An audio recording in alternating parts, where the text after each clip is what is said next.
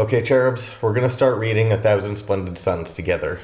Before you read it, I want to give you a few things to pay attention to, which I think will make the reading experience better. There are a few things that I think that this novel does particularly well, so I want us to look for them and try to tease out the way that the author accomplishes them, and also why they're so effective. This book has a wide appeal. I don't know anybody who's read it who wasn't emotionally affected by it.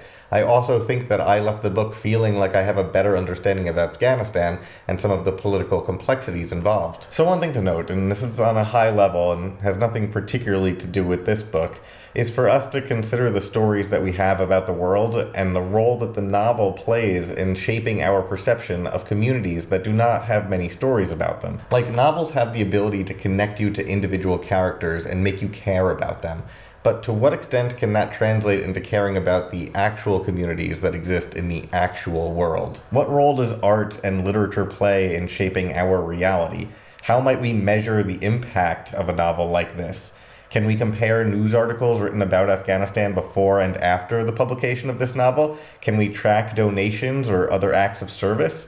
I don't know. We just have to sort of guess. So let's discuss that question in class. But I'm not done here yet. I haven't given you anything to look for in this particular book. So the thing that this novel does well first is that, and I'm not ashamed to admit this, it made me cry.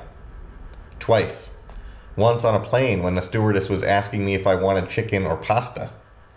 I wanted chicken. Airplane pasta is mushy. I know I have a lot of feelings, but still, how does this book build its emotional energy? Because it definitely has it. Pay attention to that. I want to have those kinds of discussions in class later on, hopefully in person. Next, this book has an absolutely incredible interplay between the macrocosm of global politics with a focus on Afghanistan and the microcosm of the individual lives of the two women protagonists. Quick vocabulary note. A macrocosm is the whole of a complex structure, the big picture, wide-angle view. A microcosm is a small subsection of a complex structure that can be used to represent the whole. So Afghanistan doesn't seem to have much control over its existence or its future, as competing interests of the Soviets, Americans, Taliban, and so on all fight for control. The people of Afghanistan seem to be pulled into whatever direction these powerful forces desire. That's the macrocosm, the complex system of global politics. And then there are the lives of our two protagonists, Maryam and Layla, who also do not seem to have much control over their existence or their future. They are the subjects to the will of more powerful forces. Male forces, mostly. It is hard to care about something as abstract as a nation state in a meaningful way, particularly if you were not born there, or ever lived there, or ever visited there. But it is not hard to care for Maryam or Layla. So I guess what I'm asking you to focus on as you read is, what comparisons do you see between the life of Afghanistan and the lives of our two protagonists?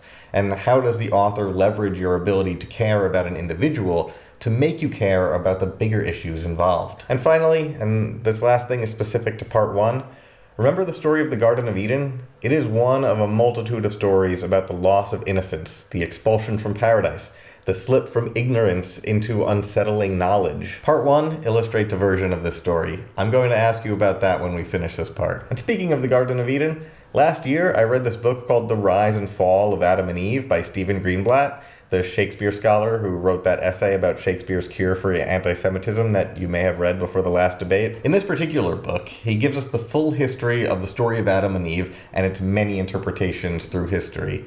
Its retellings, when it was taken literally, when it was taken metaphorically, and he argues that culture shapes and values different kinds of stories at different times in history, but also that the stories shape cultural values. So how do you feel about that thesis? Can a book actually shape meaningful change?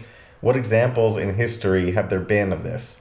Can a book create a culture, or is it more of a one-way street? Literature is a subset of culture, and so cultures produce books. Books do not produce cultures. Let's debate this in the Parley Ideas today. I'll post the reading expectations on Google Classroom as we go on, but please note that the first thing we're going to be doing is exploring the context of the history of this book, the history of Afghanistan that is explored in this book, I should say. Thank you for watching.